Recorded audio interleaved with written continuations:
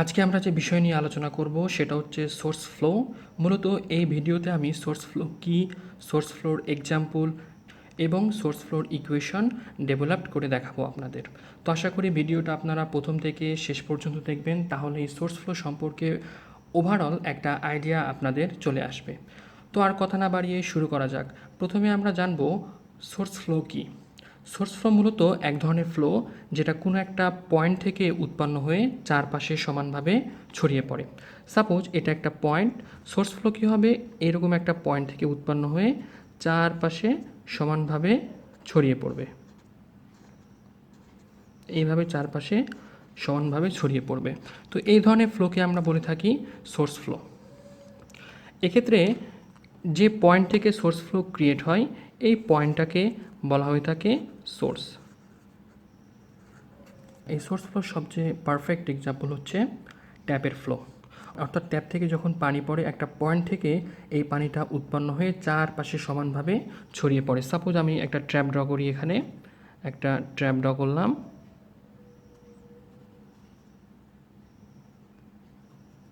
তাহলে এক্ষেত্রে কী হবে, পানি যখন পড়তে থাকবে এবং গ্রাউন্ডে আসার পর কী হবে, এই পানিটা চারপাশে এইভাবে সমানভাবে ছড়িয়ে পড়বে। তো আমরা সোর্স ফ্লোর ক্ষেত্রে জানি কোনো একটা পয়েন্ট থেকে ক্রিয়েট হয়ে চারপাশে সমানভাবে ছড়িয়ে পড়ে। তো এটি হচ্ছে একটা সোর্স ফ্লোর এক্সাম্পল। এখন আমরা সোর্স ফ্লোর ক্ষেত্রে ইকুয়েশন ডিরাইভ করব। তো সোর্স ফ্লোর ইকুয়েশন ডিরাইভ করার জন্য আমার দুইটা টার্ম সম্পর্কে জানতে হবে। একটা হচ্ছে স্টিম ফাংশন, একটা হচ্ছে ভেলোসিটি পটেনশিয়াল। মূলত এই স্টিম ফাংশন এবং ভেলোসিটি পটেনশিয়ালের ইকুয়েশনটা এখানে কাজে লাগবে। যেহেতু পূর্বে আমি আপনাদের স্টিম ফাংশন এবং ভেলোসিটি পটেনশিয়াল নিয়ে আলোচনা করছি, সুতরাং আমি ওই দিকে না যেয়ে জাস্ট এখানে যে ইকুয়েশনটা অ্যাপ্লাই হবে এই ইকুয়েশনটা আমি লিখে ফেলি। এক্ষেত্রে আমরা স্টিম ফাংশনের জন্য বা ভেলোসিটি পটেনশিয়ালের জন্য পোলার কোঅর্ডিনেটে যে ইকুয়েশন আছে আমরা এই ইকুয়েশন ইউজ করব। তো প্রথমেই স্টিম ফাংশনের জন্য পোলার কোঅর্ডিনেটের ইকুয়েশন হচ্ছে u R equal to 1/r del psi divided by del theta. এটা একটা ইকুয়েশন। এবং আরেকটা ইকুয়েশন হচ্ছে del theta equal to minus del psi by del r. সেমভাবে ভেলোসিটি পটেনশিয়ালের জন্য আমরা যদি ইকুয়েশন লিখি,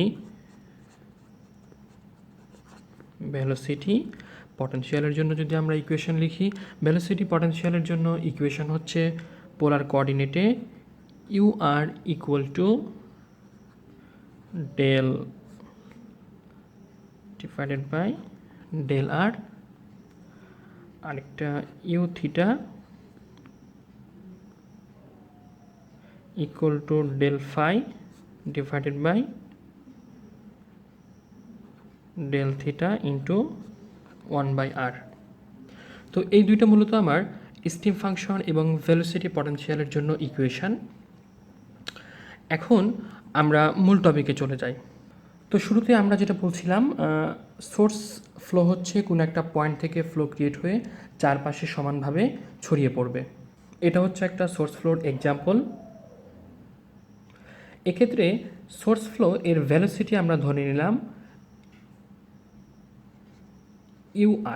ইউআর হচ্ছে তার রেডিয়াল ভেলোসিটি।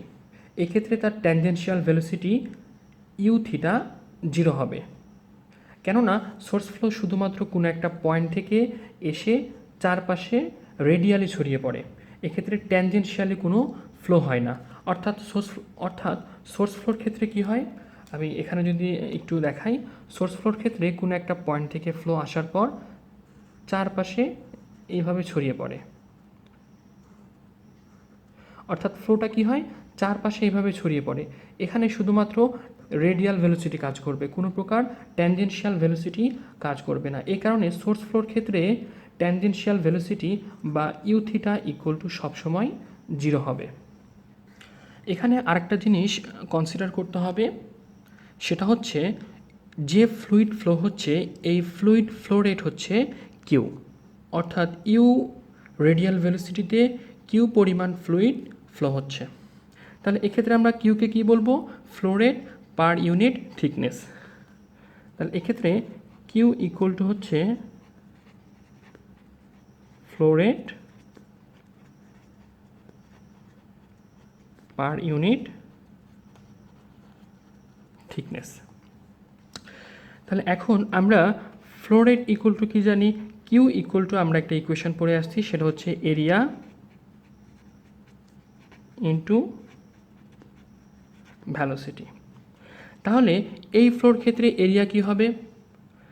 আমরা নর্মাল ক্ষেত্রে জানি কোনো একটা পয়েন্ট থেকে যখন ফ্লো হয় এই ফ্লোটা চারপাশে ছড়িয়ে পড়ে। তাহলে এটা একটা পয়েন্ট, এই পয়েন্ট থেকে ফ্লোটা ক্রিয়েট হয়ে এইভাবে চারপাশে ছড়িয়ে পড়বে। তাহলে এই যে এরিয়া, এই এরিয়াটাই কি হবে? আমার এখানে বসাবো। তাহলে এই এরিয়াটা কতটুকু হবে? এখন হিসাবের সুবিধার্থে আমরা ধরে নিলাম কোনো একটা পয়েন্ট থেকে ফ্লোটা ক্রিয়েট হয়ে কোনো নির্দিষ্ট সময়ে আর পরিমাণ ডিস্টেন্স কভার করছে। তাহলে এই টোটাল এরিয়াটুক কতটুকু হবে আমার?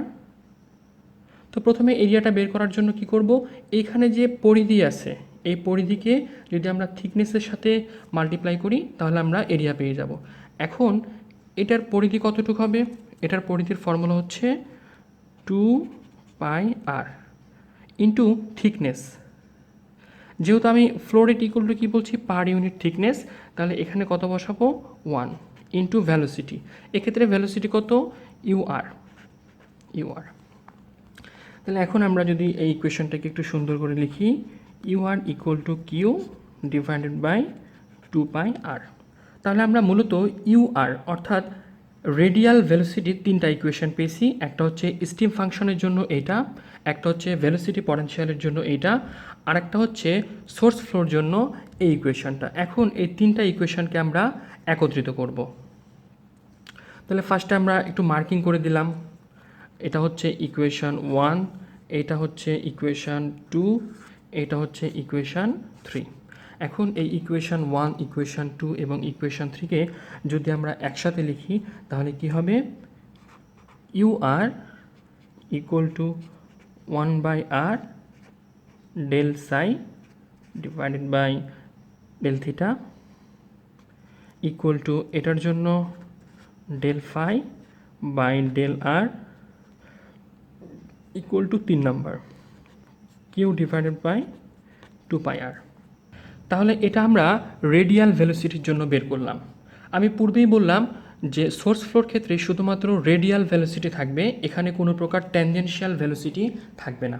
তাহলে আমরা যদি ট্যানজেনশিয়াল ভেলোসিটির জন্য ইকুয়েশন বের করতে চাই, সেমভাবে ট্যানজেনশিয়াল ভেলোসিটির জন্য আমরা যদি ইকুয়েশন বের করতে চাই তাহলে কি হবে? সোর্স ফ্লোর ক্ষেত্রে ট্যানজেনশিয়াল ইকুয়েশন কত? 0। U theta equal to 0 equal to এই equation minus del psi by del R equal to 1/r del phi divided by del theta. এই টোটাল ভ্যালুটা কত হবে? 0 হবে। তাহলে এখন শুধুমাত্র আমরা এই ইকুয়েশনটা নিয়ে কাজ করব।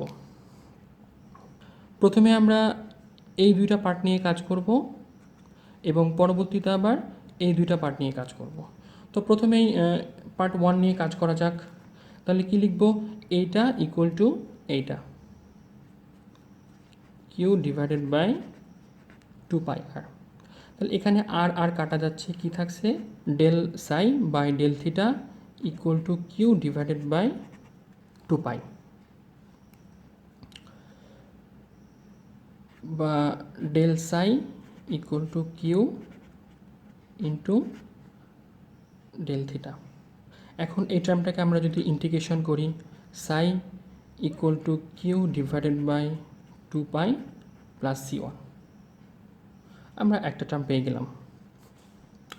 সেমভাবে এখন পোর্শন 2, এই পোর্শনটার জন্য যদি কাজ করি তাহলে কি লিখতে পারি?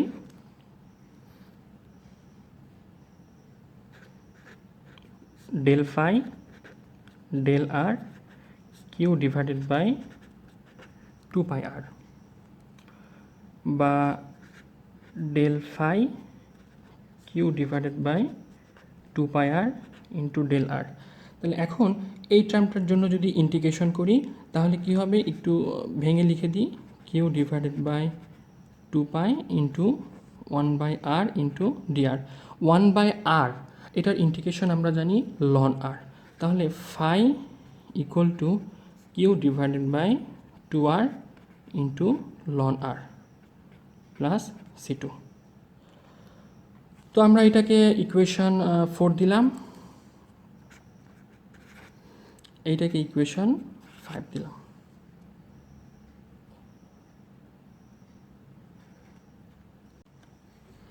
তাহলে আমরা বলতে পারি এই ইকুয়েশনটা কার ফাংশন, আর এর ফাংশন। তাহলে এই ইকুয়েশনটা লিখে যাই, it is the function of r. এখন আমরা এটা নিয়ে কাজ করব এবং এইটা নিয়ে কাজ করব। তো যেহেতু এটা থিটার ফাংশন, তাহলে আমরা যদি একটা টেবিল ড্র করি কি হবে, একটা টেবিল ড্র করলাম, এইখানে থিটা এবং এই পাশে সাই। থিটার ভ্যালু π/4, থিটার ভ্যালু 2π/4 মানে π/2, সেমভাবে 3π/4,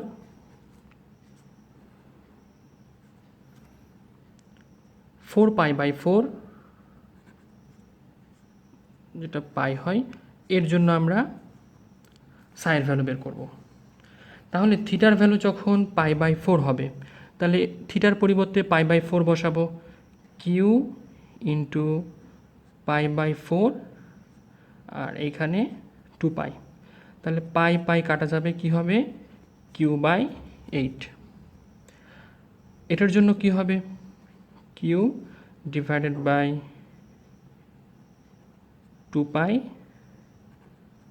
π/2। সেমভাবে 3π/4 যদি আমরা বসাই, কিউ ডিভাইডেড বাই 2π ইন্টু 3π/4, এইটা কাটা যাচ্ছে, তাহলে 3q/8 π কিউ 2π ইন্টু π কাটা যাবে q/2। ওকে, তাহলে থিটার জন্য আমরা এখানে সাইয়ের ভ্যালু পেয়ে গেলাম। তো এখন তাহলে এখানে আমরা থিটার জন্য সাইয়ের ভ্যালু পেয়ে গেলাম। ওকে, তাহলে এখন থিটার সাথে আমরা সাইয়ের রিলেশনটা বের করব। তাহলে প্রথমেই আমরা যেটা করব, এবার আমরা থিটা ও সাইয়ের গ্রাফিক্যাল রিপ্রেজেন্টেশনটা দেখব। তাহলে প্রথমে এক্স অ্যাক্সিস এবং ওয়াই অ্যাক্সিস ড্র করে ফেলি। প্রথমে আমরা যদি খেয়াল করি, এই লাইনটার দিকে আমরা যদি একটু খেয়াল করি, তাহলে দেখতে পাবো যখন থিটা ইকুয়াল টু 0, সাইয়ের ভ্যালু কত, 0। তাহলে এই পাশ বরাবর থিটা যাবে, এবং তাহলে থিটা ইকুয়াল টু যখন 0, সাই ইকুয়াল টু কত, 0। তাহলে এই লাইন বরাবর সাইয়ের ভ্যালু কত হবে, সাই ইকুয়াল টু 0 হবে। দ্বিতীয় নাম্বার কন্ডিশনে খেয়াল করেন, যখন থিটা ইকুয়াল টু π/4, অর্থাৎ থিটা ইকুয়াল টু যখন 45 ডিগ্রি, তাহলে 45 ডিগ্রি কেমন, এরকম। তাহলে এই লাইনটার জন্য আমরা সাইয়ের ভ্যালু কত পেয়েছি, তাহলে এক্ষেত্রে থিটা ইকুয়াল টু π/4, তাহলে এর জন্য সাইয়ের ভ্যালু কত, সাই ইকুয়াল টু q/8। সেমভাবে যখন থিটা ইকুয়াল টু 90 ডিগ্রি, অর্থাৎ এই অ্যাঙ্গেলটা, এটার জন্য সাইয়ের ভ্যালু কত, সাই ইকুয়াল টু q/4। আবার থিটা ইকুয়াল টু 3π/4 এর জন্য এরকম লাইন, এটার জন্য সাইয়ের ইকুয়েশনটা কি, সাই ইকুয়াল টু 3q/8। অনুরূপভাবে যখন থিটা ইকুয়াল টু পাই, অর্থাৎ 180 ডিগ্রি, এটার জন্য সাইয়ের ইকুয়েশন কি, সাই ইকুয়াল টু π/2। তো অনুরূপভাবে আমরা এটা বের করতে পারি, এটা বের করতে পারি, এভাবে আমরা প্রত্যেকটা বের করতে পারি।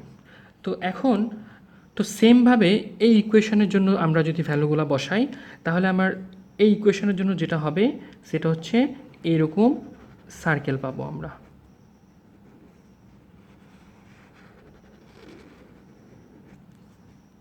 তাহলে প্রথমটা হবে R1 এর জন্য, দ্বিতীয়টা হবে R2 = 2 এর জন্য, এটা হবে R3 = 3 এর জন্য।